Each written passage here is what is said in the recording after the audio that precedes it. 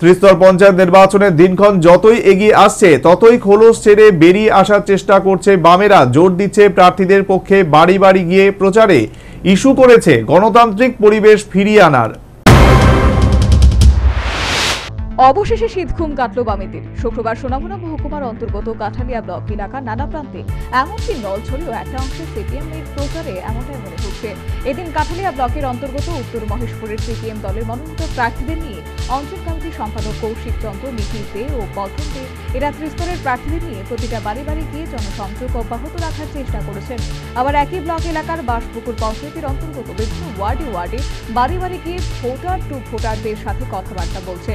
সঙ্গে ছিলেন জেলা পরিষদের প্রার্থী অর্জুন দে সহ অন্যান্য পঞ্চায়েত প্রার্থীরা। নেতৃত্ব দিয়েছেন বাবুল দেবনাথ ও আমিনুল ইসলাম।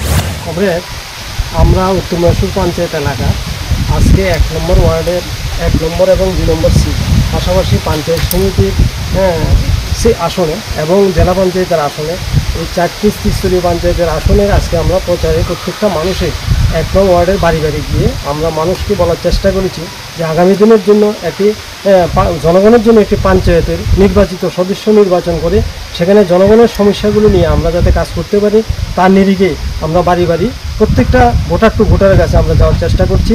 আগামী দিনে আমাদের ভোট পর্যন্ত এই কর্মসূচি জারি রাখবো, এই আশা আমরা রাখছি জনগণের কাছে।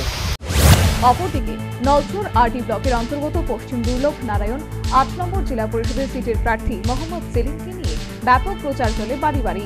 এই প্রচারে নেতৃত্ব দিয়েছেন প্রাক্তন বিধায়ক তপন দাস, রাধাবল্লভ দেবনাথ ও সিপিআইএম দুর্লভ নারায়ণ অঞ্চল কমিটির সম্পাদক বাণী সিং দেববর্মা, আনোয়ার হোসেন, সুবল দেবনাথ ও সুভাষ দাস সহ অন্যান্যরা।